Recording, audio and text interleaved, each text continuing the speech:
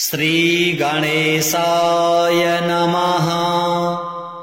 अथ श्री गणपति मंगल मालिका स्तोत्रम्।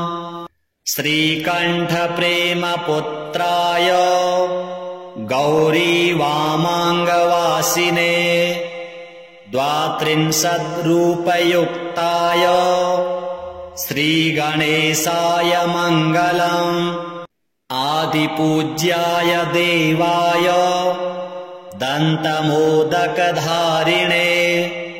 वल्लभप्राणकान्ताय श्रीगणेशाय मंगलम्। लम्बोदराय शान्ताय चन्द्रगर्वापहारिणे गजाननाय प्रभवे श्रीगणेशाय मंगलम्। पंचहस्ताय वन्द्याय पाशाङ्कुशधराय च श्रीमते गजकर्णाय श्रीगणेशाय मंगलम्। द्वैमातुराय बालाय हेरम्बाय महात्मने विकटायाखुवाहाय श्रीगणेशाय मंगलम्। कृष्णशृङ्गायाजिताय क्षिप्राभीष्टार्थदायिने सिद्धिबुद्धिप्रमोदाय श्रीगणेशाय मंगलम्। विलम्बियज्ञसूत्राय सर्वविघ्ननिवारिणे दूर्वादलसुपूज्याय श्रीगणेशाय मंगलम्। महाकायाय भीमाय महासेनाग्रजन्मने त्रिपुरारिवरोधात्रे श्रीगणेशाय मंगलम्। सिन्दूररम्यवर्णाय नागबद्धोदराय च आमोदाय प्रमोदाय श्रीगणेशाय मंगलम्। विघ्नकर्त्रे दुर्मुखाय विघ्नहर्त्रे शिवात्मने सुमुखायैकदन्ताय श्रीगणेशाय मंगलम्। समस्तगणनाथाय विष्णवे धूमकेतवे त्र्यक्षाय भालचन्द्राय श्रीगणेशाय मंगलम्। चतुर्थीशाय मान्याय सर्वविद्याप्रदायिने वक्रतुण्डाय कुब्जाय श्रीगणेशाय मंगलम्। तुण्डिने कपिलाक्षाय श्रेष्ठाय ऋणहारिणे उद्दण्डोद्दण्डरूपाय श्रीगणेशाय मंगलम्। कष्टहर्त्रे द्विदेहाय भक्तेष्टजयदायिने विनायकाय विभवे श्रीगणेशाय मंगलम्। सच्चिदानन्दरूपाय निर्गुणाय गुणात्मने वटवे लोकगुरवे श्रीगणेशाय मंगलम्। श्रीचामुण्डासुपुत्राय प्रसन्नवदनाय च श्रीराजराजसेव्याय श्रीगणेशाय मंगलम्। श्रीचामुण्डाकृपापात्र श्रीकृष्णेन्द्रविनिर्मिताम् विभूतिमातृकारम्याम् कल्याणैश्वर्यदायिनीम् श्रीमहागणनाथस्य शुभाम् मङ्गलमालिकाम्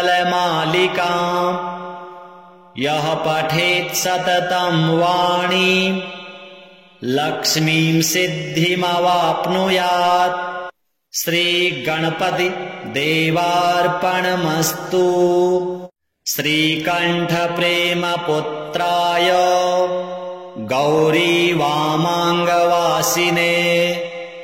32रूपयुक्ताय श्रीगणेशाय मङ्गलम्। आदिपूज्याय देवाय दन्तमोदकधारिणे वल्लभप्राणकान्ताय श्रीगणेशाय मङ्गलम्। लम्बोदराय शान्ताय चन्द्रगर्वापहारिणे गजाननाय प्रभवे श्रीगणेशाय मङ्गलम्। पञ्चहस्ताय वन्द्याय पाशाङ्कुशधराय च श्रीमते गजकर्णाय श्रीगणेशाय मङ्गलम्। द्वैमातुराय बालाय हेरम्बाय महात्मने विकटायाखुवाहाय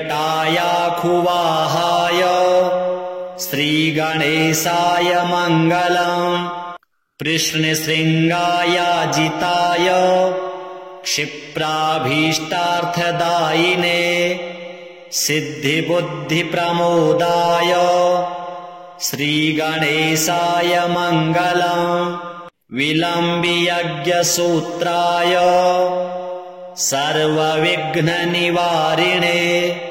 दूर्वादलसुपूज्याय श्रीगणेशाय मङ्गलम्। महाकायाय भीमाय महासेनाग्रजन्मने त्रिपुरारीवरोधात्रे श्रीगणेशाय मङ्गलम्।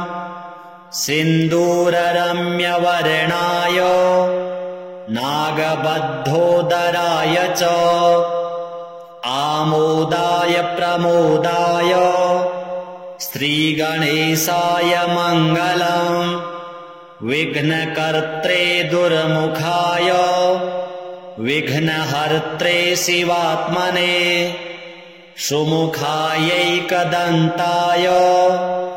श्रीगणेशाय मङ्गलम्। समस्तगणनाथाय विष्णवे धूमकेतवे त्र्यक्षाय भालचन्द्राय श्रीगणेशाय मङ्गलम्। चतुरथीशाय मान्याय सर्वविद्याप्रदायिने वक्रतुण्डाय कुब्जाय श्रीगणेशाय मङ्गलम्। तुण्डिने कपिलाक्षाय श्रेष्ठाय ऋणहारिणे उद्दण्डोद्दण्डरूपाय श्रीगणेशाय मङ्गलम्। कष्टहर्त्रे द्विदेहाय भक्तेष्टजयदायिने विनायकाय विभवे श्रीगणेशाय मङ्गलम्। सच्चिदानन्दरूपाय निर्गुणाय गुणात्मने वटवे लोकगुरवे श्रीगणेशाय मङ्गलम्। श्रीचामुण्डासुपुत्राय प्रसन्नवदनाय च श्रीराजराजसेव्याय श्रीगणेशाय मङ्गलम्। श्रीचामुण्डाकृपापात्र श्रीकृष्णेन्द्रविनिर्मिताम् विभूतिमातृकारम्याम् कल्याणैश्वर्यदायिनीम् श्रीमहागणनाथस्य शुभां मङ्गलमालिकाम्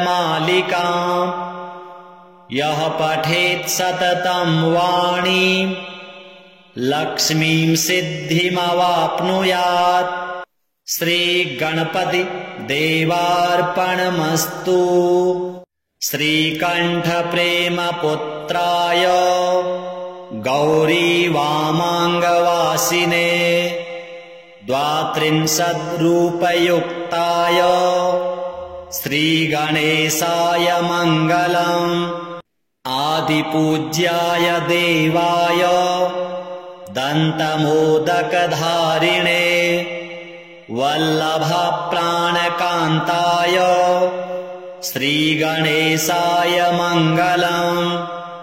लम्बोदराय शान्ताय चन्द्रगर्वापहारिणे गजाननाय प्रभवे श्रीगणेशाय मङ्गलम्।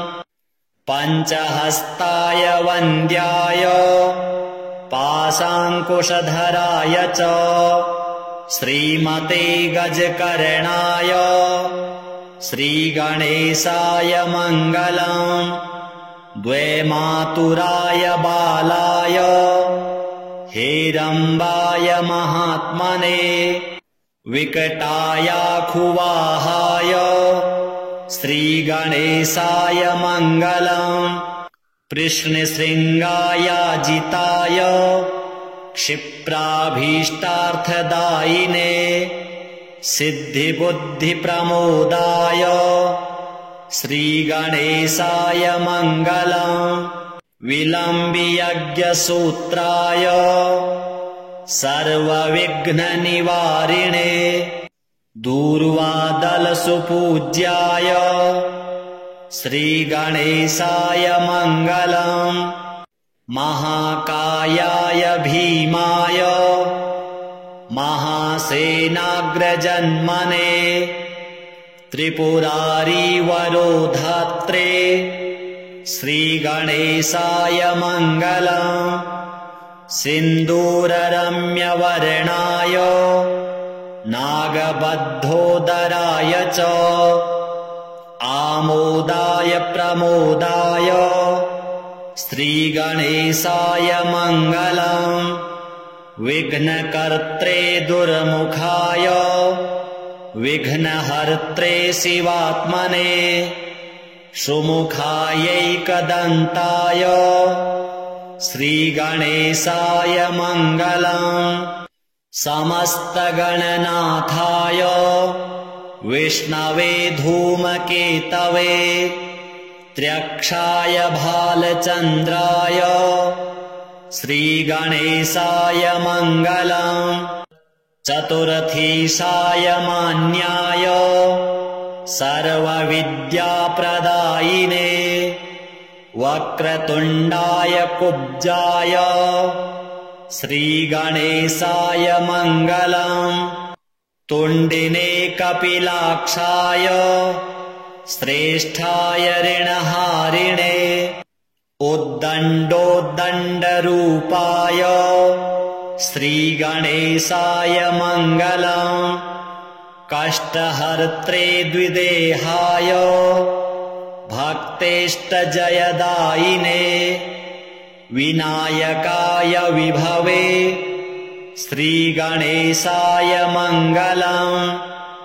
सच्चिदानन्दरूपाय निर्गुणाय गुणात्मने वटवे लोकगुरवे श्रीगणेशाय मङ्गलम्। श्रीचामुण्डासुपुत्राय प्रसन्नवदनाय च श्रीराजराजसेव्याय श्रीगणेशाय मङ्गलम्। श्रीचामुण्डाकृपापात्र श्रीकृष्णेन्द्रविनिर्मिताम् विभूतिमातृकारम्याम् कल्याणैश्वर्यदायिनीम् श्रीमहागणनाथस्य शुभां मङ्गलमालिकाम् यः पठेत् सततं वाणीं लक्ष्मीं सिद्धिमवाप्नुयात्। श्रीगणपति देवार्पणमस्तु। श्रीकण्ठप्रेमपुत्र पुत्राय गौरी वामाङ्गवासिने द्वात्रिंशद्रूपयुक्ताय श्रीगणेशाय मङ्गलम् आदिपूज्याय देवाय दन्तमोदकधारिणे वल्लभप्राणकान्ताय श्रीगणेशाय मङ्गलम् लम्बोदराय शान्ताय चन्द्रगर्वापहारिणे गजाननाय प्रभवे श्रीगणेशाय मङ्गलम् पञ्चहस्ताय वन्द्याय पाशाङ्कुशधराय च श्रीमते गजकर्णाय श्रीगणेशाय मङ्गलम् द्वैमातुराय बालाय हेरम्बाय महात्मने विकटायाखुवाहाय श्रीगणेशाय मङ्गलम् कृष्णशृङ्गायाजिताय क्षिप्राभीष्टार्थदायिने सिद्धिबुद्धिप्रमोदाय श्रीगणेशाय मङ्गलम् विलम्बियज्ञसूत्राय सर्वविघ्ननिवारिणे दूर्वादलसुपूज्याय श्रीगणेशाय मङ्गलम् महाकायाय भीमाय महासेनाग्रजन्मने त्रिपुरारिवरोधात्रे श्रीगणेशाय मङ्गलम् सिन्दूररम्यवर्णाय नागबद्धोदराय च आमोदाय प्रमोदाय श्रीगणेशाय मङ्गलम् विघ्नकर्त्रे दुर्मुखाय विघ्नहर्त्रे शिवात्मने सुमुखायैकदन्ताय श्रीगणेशाय मङ्गलम् समस्तगणनाथाय विष्णवे धूमकेतवे त्र्यक्षाय भालचन्द्राय श्रीगणेशाय मङ्गलम् चतुरथीशाय मान्याय सर्वविद्याप्रदायिने वक्रतुण्डाय कुब्जाय श्रीगणेशाय मङ्गलम् तुण्डिने कपिलाक्षाय श्रेष्ठाय ऋणहारिणे उद्दण्डोद्दण्डरूपाय श्रीगणेशाय मङ्गलम् कष्टहर्त्रे द्विदेहाय भक्तेष्टजयदायिने विनायकाय विभवे श्रीगणेशाय मङ्गलम् सच्चिदानन्दरूपाय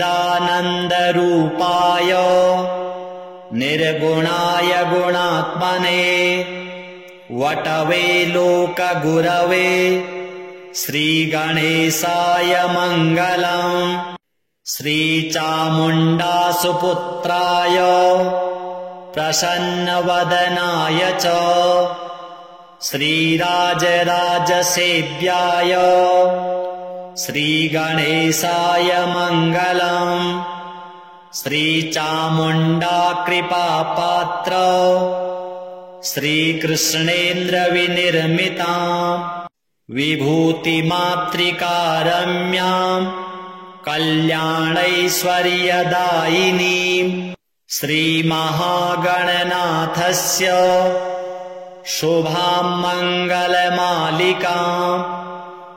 यः पठेत् सततं वाणीम् लक्ष्मीं सिद्धिमवाप्नुयात्। श्रीगणपति देवार्पणमस्तु। श्रीकण्ठप्रेमपुत्राय गौरी वामाङ्गवासिने द्वात्रिंशद्रूपयुक्ताय श्रीगणेशाय मङ्गलम्। आदिपूज्याय देवाय दन्तमोदकधारिणे वल्लभप्राणकान्ताय श्रीगणेशाय मङ्गलम्। लम्बोदराय शान्ताय चन्द्रगर्वापहारिणे गजाननाय प्रभवे श्रीगणेशाय मङ्गलम्। पञ्चहस्ताय वन्द्याय पाशाङ्कुशधराय च श्रीमते गजकर्णाय श्रीगणेशाय मङ्गलम्। द्वैमातुराय बालाय हेरम्बाय महात्मने विकटायाखुवाहाय श्रीगणेशाय मङ्गलम्। कृष्णशृङ्गायाजिताय क्षिप्राभीष्टार्थदायिने सिद्धिबुद्धिप्रमोदाय श्रीगणेशाय मङ्गलम्। विलम्बियज्ञसूत्राय सर्वविघ्ननिवारिणे दूर्वादलसुपूज्याय श्रीगणेशाय मङ्गलम्। महाकायाय भीमाय महासेनाग्रजन्मने त्रिपुरारिवरोधात्रे श्रीगणेशाय मङ्गलम्। सिन्दूररम्यवर्णाय नागबद्धोदराय च आमोदाय प्रमोदाय श्रीगणेशाय मङ्गलम्। विघ्नकर्त्रे दुर्मुखाय विघ्नहर्त्रे शिवात्मने सुमुखायैकदन्ताय श्रीगणेशाय मङ्गलम्। समस्तगणनाथाय विष्णवे धूमकेतवे त्र्यक्षाय भालचन्द्राय श्रीगणेशाय मङ्गलम्।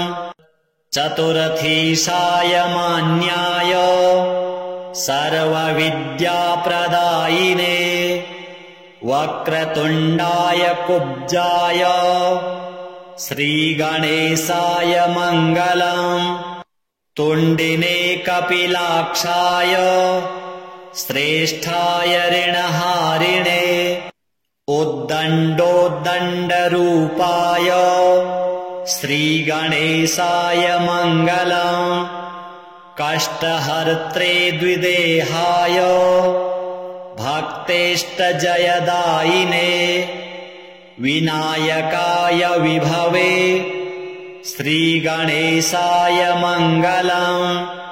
सच्चिदानन्दरूपाय निर्गुणाय गुणात्मने वटवे लोकगुरवे श्रीगणेशाय मङ्गलम्।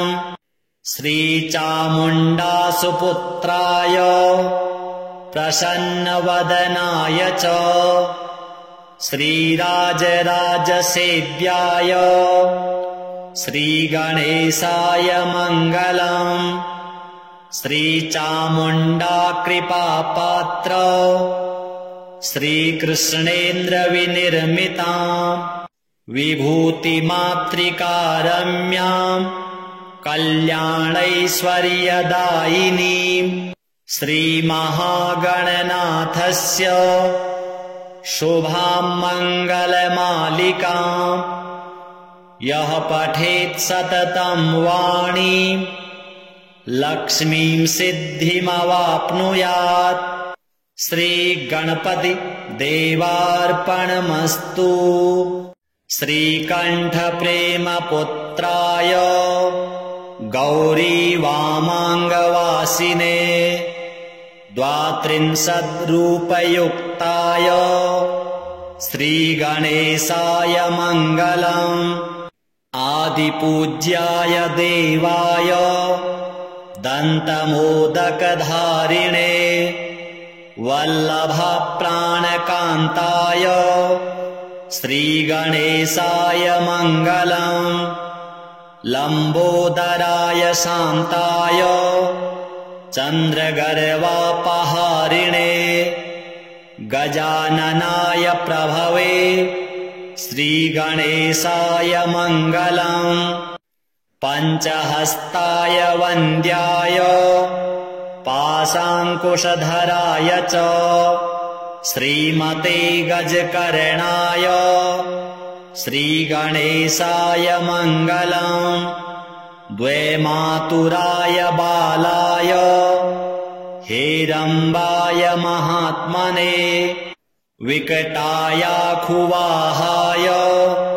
श्रीगणेशाय मङ्गलम्। कृष्णशृङ्गायाजिताय क्षिप्राभीष्टार्थदायिने सिद्धिबुद्धिप्रमोदाय श्रीगणेशाय मङ्गलम्। विलम्बियज्ञसूत्राय सर्वविघ्ननिवारिणे दूर्वादलसुपूज्याय श्रीगणेशाय मङ्गलम्। महाकायाय भीमाय महासेनाग्रजन्मने त्रिपुरारिवरोधात्रे श्रीगणेशाय मङ्गलम्। सिन्दूररम्यवर्णाय नागबद्धोदराय च आमोदाय प्रमोदाय श्रीगणेशाय मङ्गलम्। विघ्नकर्त्रे दुर्मुखाय विघ्नहर्त्रे शिवात्मने सुमुखायैकदन्ताय श्रीगणेशाय मङ्गलम्। समस्तगणनाथाय विष्णवे धूमकेतवे त्र्यक्षाय भालचन्द्राय श्रीगणेशाय मङ्गलम्। चतुरथीशाय मान्याय सर्वविद्याप्रदायिने वक्रतुण्डाय कुब्जाय श्रीगणेशाय मङ्गलम्। तुण्डिने कपिलाक्षाय श्रेष्ठाय ऋणहारिणे उद्दण्डोद्दण्डरूपाय श्रीगणेशाय मङ्गलम्। कष्टहर्त्रे द्विदेहाय भक्तेष्टजयदायिने विनायकाय विभवे श्रीगणेशाय मङ्गलम्। सच्चिदानन्दरूपाय निर्गुणाय गुणात्मने वटवे लोकगुरवे श्रीगणेशाय मङ्गलम्। श्रीचामुण्डासुपुत्राय प्रसन्नवदनाय च श्रीराजराजसेव्याय श्रीगणेशाय मङ्गलम्। श्रीचामुण्डाकृपापात्र श्रीकृष्णेन्द्रविनिर्मिताम् विभूतिमातृकारम्याम् कल्याणैश्वर्यदायिनीम् श्रीमहागणनाथस्य शुभाम् मङ्गलमालिकाम् यः पठेत् सततम् वाणीम् लक्ष्मीं सिद्धिमवाप्नुयात्। श्रीगणपति देवार्पणमस्तु। श्रीकण्ठप्रेमपुत्राय गौरीवामाङ्गवासिने 32रूपयुक्ताय श्रीगणेशाय मङ्गलम्।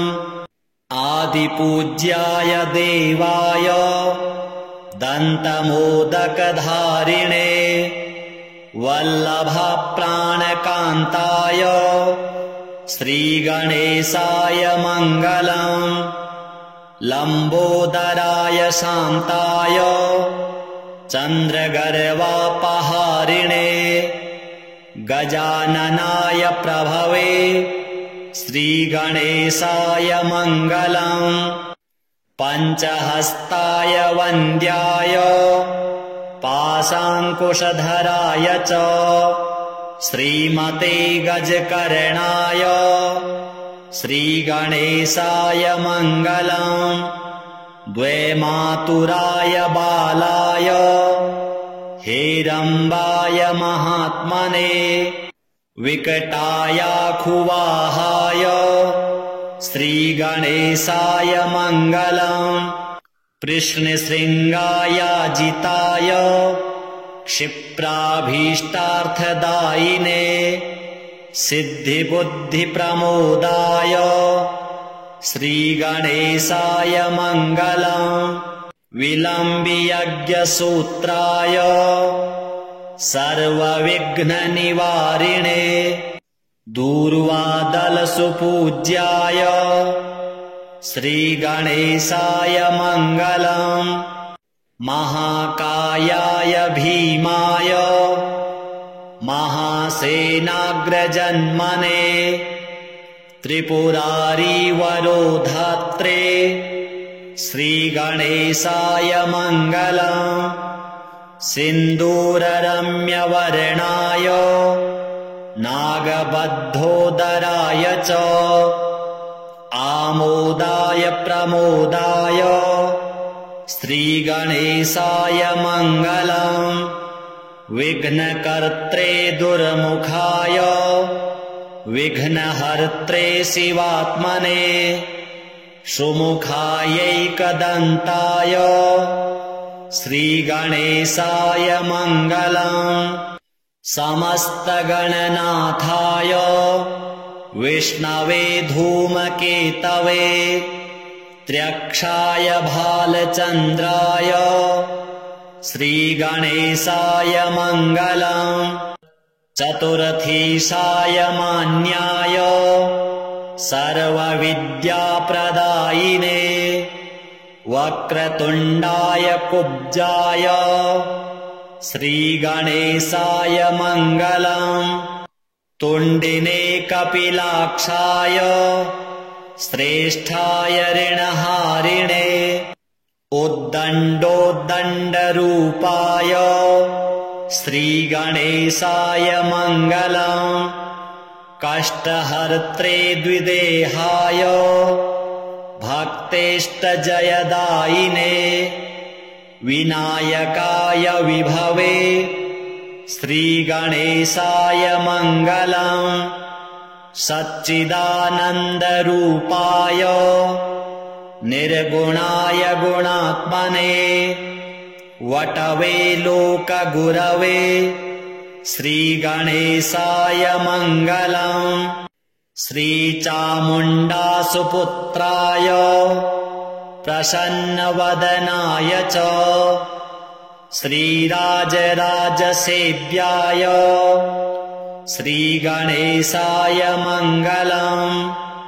श्रीचामुण्डाकृपापात्र श्रीकृष्णेन्द्रविनिर्मिताम् विभूतिमातृकारम्याम् कल्याणैश्वर्यदायिनीम् श्रीमहागणनाथस्य शुभाम् मङ्गलमालिकाम् यः पठेत् सततं वाणीम् लक्ष्मीं सिद्धिमवाप्नुयात्। श्रीगणपति देवार्पणमस्तु। श्रीकण्ठप्रेमपुत्राय गौरीवामाङ्गवासिने द्वात्रिंशद्रूपयुक्ताय श्रीगणेशाय मङ्गलम्। आदिपूज्याय देवाय दन्तमोदकधारिणे वल्लभप्राणकान्ताय श्रीगणेशाय मङ्गलम्। लम्बोदराय शान्ताय चन्द्रगर्वापहारिणे गजाननाय प्रभवे श्रीगणेशाय मङ्गलम्। पञ्चहस्ताय वन्द्याय पाशाङ्कुशधराय च श्रीमते गजकर्णाय श्रीगणेशाय मङ्गलम्। द्वैमातुराय बालाय हेरम्बाय महात्मने विकटायाखुवाहाय श्रीगणेशाय मङ्गलम्। कृष्णशृङ्गायाजिताय क्षिप्राभीष्टार्थदायिने सिद्धिबुद्धिप्रमोदाय श्रीगणेशाय मङ्गलम्। विलम्बियज्ञसूत्राय सर्वविघ्ननिवारिणे दूर्वादलसुपूज्याय श्रीगणेशाय मङ्गलम्। महाकायाय भीमाय महासेनाग्रजन्मने त्रिपुरारिवरोधात्रे श्रीगणेशाय मङ्गलम्। सिन्दूररम्यवर्णाय नागबद्धोदराय च आमोदाय प्रमोदाय श्रीगणेशाय मङ्गलम्। विघ्नकर्त्रे दुर्मुखाय विघ्नहर्त्रे शिवात्मने सुमुखायैकदन्ताय श्रीगणेशाय मङ्गलम्। समस्तगणनाथाय विष्णवे धूमकेतवे त्र्यक्षाय भालचन्द्राय श्रीगणेशाय मङ्गलम्। चतुरथीशाय मान्याय सर्वविद्याप्रदायिने वक्रतुण्डाय कुब्जाय श्रीगणेशाय मङ्गलम्। तुण्डिने कपिलाक्षाय श्रेष्ठाय ऋणहारिणे उद्दण्डोद्दण्डरूपाय श्रीगणेशाय मङ्गलम्। कष्टहर्त्रे द्विदेहाय भक्तेष्टजयदायिने विनायकाय विभवे श्रीगणेशाय मङ्गलम्। सच्चिदानन्दरूपाय निर्गुणाय गुणात्मने वटवे लोकगुरवे श्रीगणेशाय मङ्गलम्।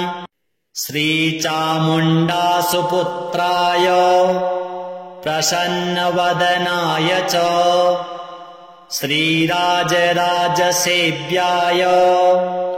श्रीगणेशाय मङ्गलम्।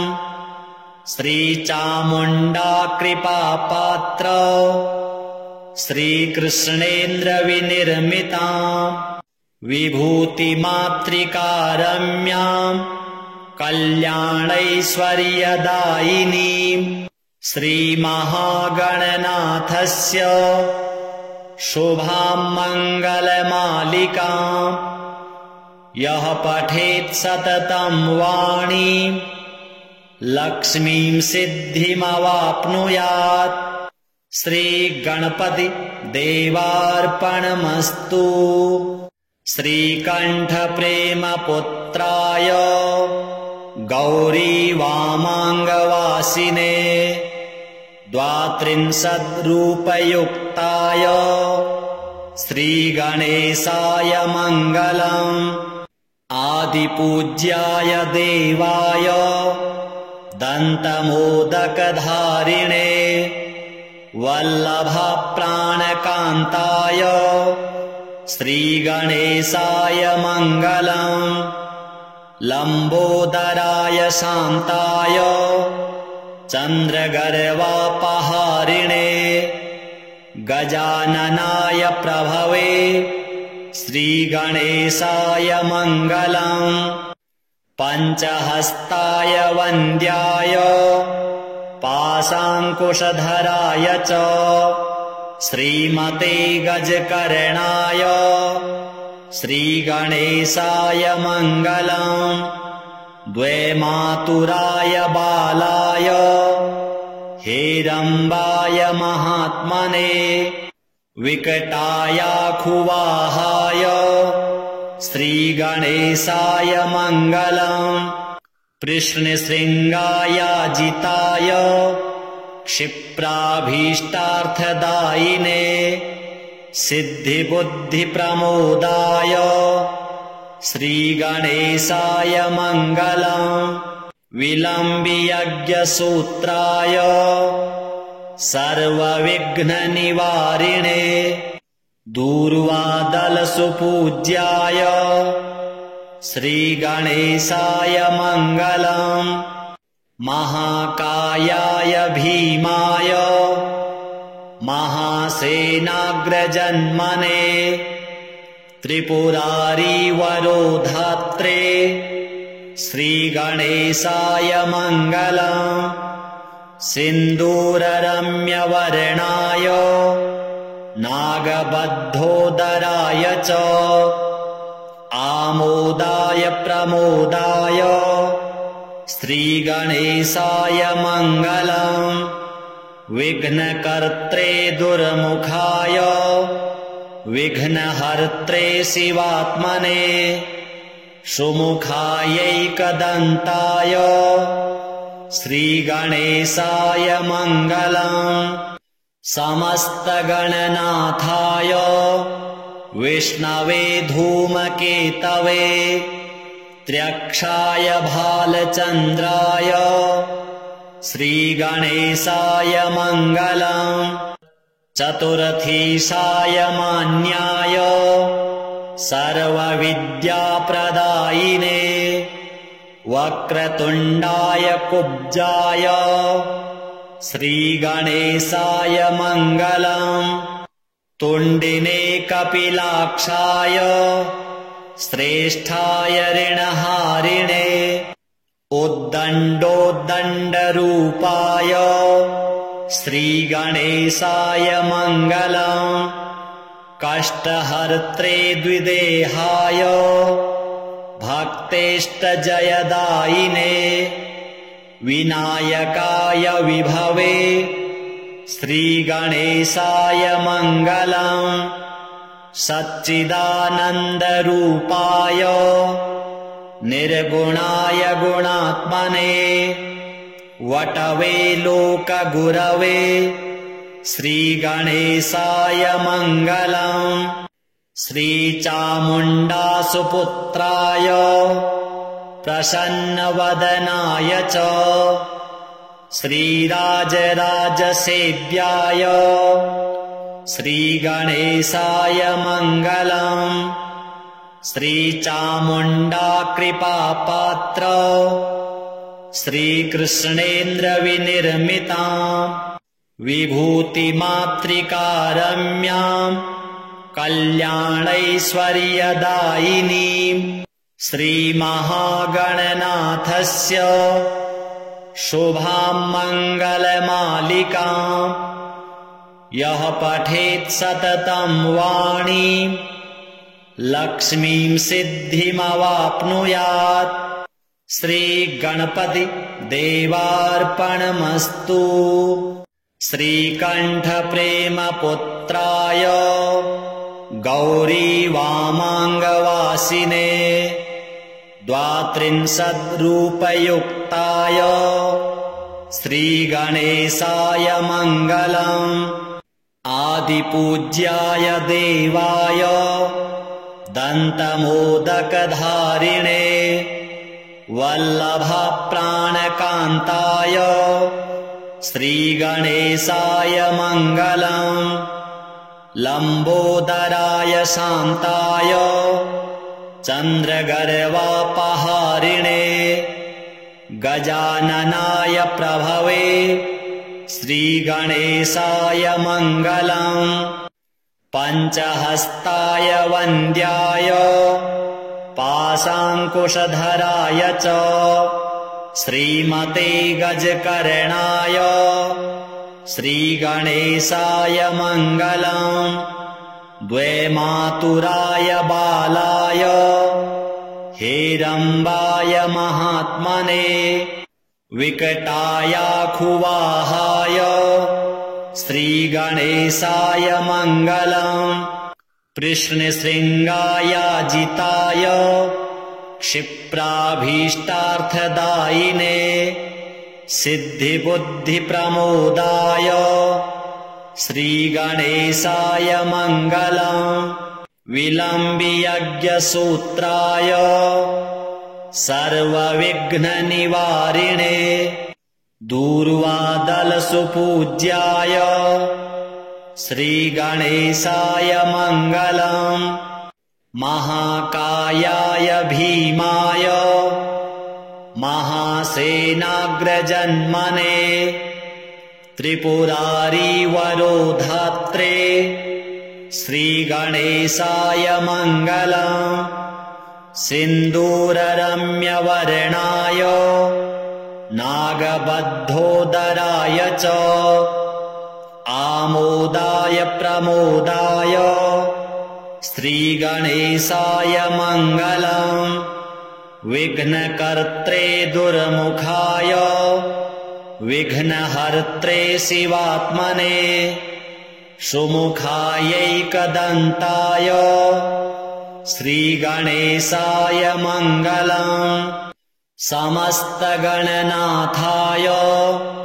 विष्णवे धूमकेतवे त्र्यक्षाय भालचन्द्राय श्रीगणेशाय मङ्गलम् चतुरथीशाय मान्याय सर्वविद्याप्रदायिने वक्रतुण्डाय कुब्जाय श्रीगणेशाय मङ्गलम् तुण्डिने कपिलाक्षाय श्रेष्ठाय ऋणहारिणे उद्दण्डोद्दण्डरूपाय श्रीगणेशाय मङ्गलम् कष्टहर्त्रे द्विदेहाय भक्तेष्टजयदायिने विनायकाय विभवे श्रीगणेशाय मङ्गलम् सच्चिदानन्दरूपाय निर्गुणाय गुणात्मने वटवे लोकगुरवे श्रीगणेशाय मङ्गलम् श्रीचामुण्डासुपुत्राय प्रसन्नवदनाय च श्रीराजराजसेव्याय श्रीगणेशाय मङ्गलम् श्रीचामुण्डाकृपापात्र श्रीकृष्णेन्द्रविनिर्मिताम् विभूतिमातृकारम्याम् कल्याणैश्वर्यदायिनीम् श्रीमहागणनाथस्य शुभां मङ्गलमालिकाम् यः पठेत् सततं वाणीं लक्ष्मीं सिद्धिमवाप्नुयात् श्रीगणपति देवार्पणमस्तु। श्रीकण्ठप्रेमपुत्राय गौरीवामाङ्गवासिने द्वात्रिंशद्रूपयुक्ताय श्रीगणेशाय मङ्गलम् आदिपूज्याय देवाय दन्तमोदकधारिणे वल्लभप्राणकान्ताय श्रीगणेशाय मङ्गलम् लम्बोदराय शान्ताय चन्द्रगर्वापहारिणे गजाननाय प्रभवे श्रीगणेशाय मङ्गलम् पञ्चहस्ताय वन्द्याय पाशाङ्कुशधराय च श्रीमते गजकर्णाय श्रीगणेशाय मङ्गलम् द्वैमातुराय बालाय हेरम्बाय महात्मने विकटायाखुवाहाय श्रीगणेशाय मङ्गलम् कृष्णशृङ्गायाजिताय क्षिप्राभीष्टार्थदायिने सिद्धिबुद्धिप्रमोदाय श्रीगणेशाय मङ्गलम् विलम्बियज्ञसूत्राय सर्वविघ्ननिवारिणे दूर्वादलसुपूज्याय श्रीगणेशाय मङ्गलम् महाकायाय भीमाय महासेनाग्रजन्मने त्रिपुरारीवरोधात्रे श्रीगणेशाय मङ्गलम् सिन्दूररम्यवर्णाय नागबद्धोदराय च आमोदाय प्रमोदाय श्रीगणेशाय मङ्गलम् विघ्नकर्त्रे दुर्मुखाय विघ्नहर्त्रे शिवात्मने सुमुखायैकदन्ताय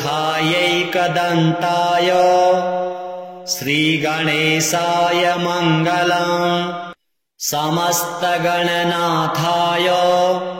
विष्णवे धूमकेतवे त्र्यक्षाय भालचन्द्राय श्रीगणेशाय मङ्गलम् चतुरथीशाय मान्याय सर्वविद्याप्रदायिने वक्रतुण्डाय कुब्जाय श्रीगणेशाय मङ्गलम् तुण्डिने कपिलाक्षाय श्रेष्ठाय ऋणहारिणे उद्दण्डोद्दण्डरूपाय श्रीगणेशाय मङ्गलम् कष्टहर्त्रे द्विदेहाय भक्तेष्टजयदायिने विनायकाय विभवे श्रीगणेशाय मङ्गलम् सच्चिदानन्दरूपाय